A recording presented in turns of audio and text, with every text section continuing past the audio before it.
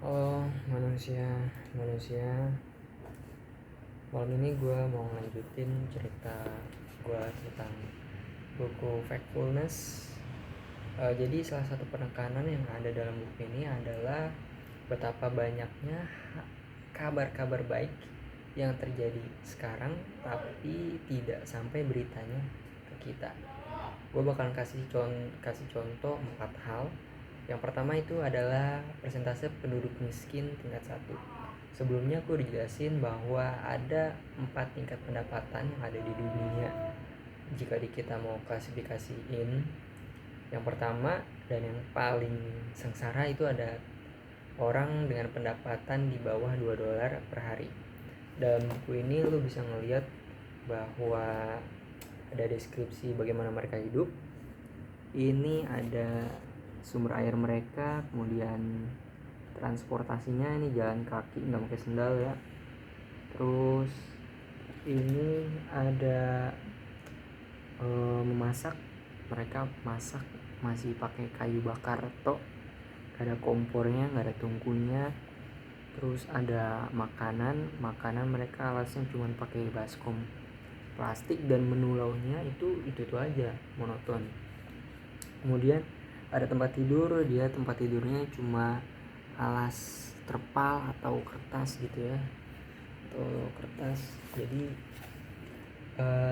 pada tahun, lu bayangin aja, pada tahun 1800 atau abad ke-18 ada 85% orang yang hidup kayak gitu.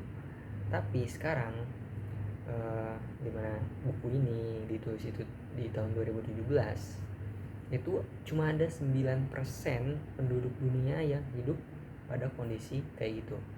Kemudian perbaikan yang kedua yang menurut gua juga penting adalah angka harapan hidup. Lu bayangin pada tahun 1800 itu orang rata-rata hidup cuma sampai 31 tahun. Yang mungkin lu ngebayangin bahwa zaman dulu itu udaranya bersih, banyak udaranya bersih, nggak ada pencemaran. Tapi yang kita nggak tahu bahwa zaman dulu kalau orang sakit itu ya sakit aja, sakit nggak ada obat terus meninggal. Dokter dulu penanganannya juga belum terlalu tepat gitu kan.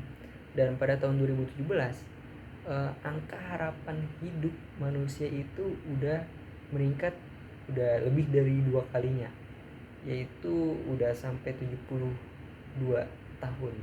Kemudian angka kematian anak ini adalah anak-anak yang mati yang enggak sampai umurnya sampai 5 tahun. Jadi sebelum 5 tahun dia itu udah meninggal.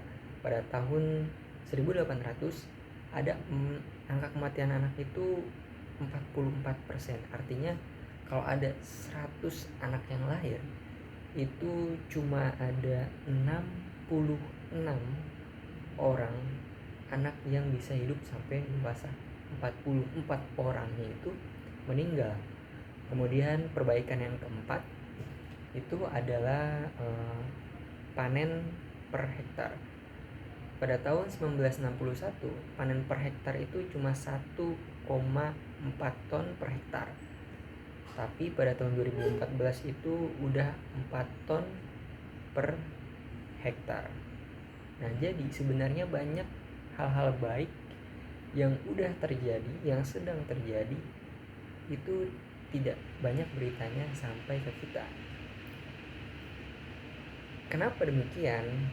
Karena ini ada 2 hal yang mendukung berita buruk sampai ke kita. Yang pertama itu adalah logika media, dimana media itu tujuan utamanya mereka adalah untuk mendapatkan atensi dari kita, untuk mendapatkan perhatian dari kita.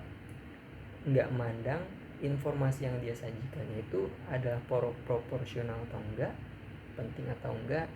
Yang penting berita itu mudah untuk menggait perhatian kita. Dan untuk membuat berita yang seperti itu, biasanya beritanya itu yang berbau negatif atau bersifat dramatis, entah itu kesenjangan atau negativitas atau bencana alam.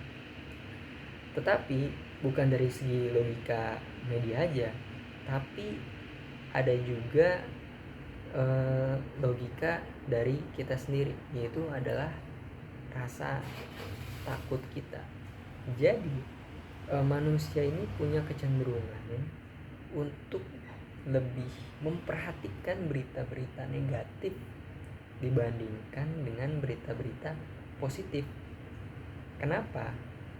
Karena sebenarnya hal ini berhubungan dengan proses evolusi kita.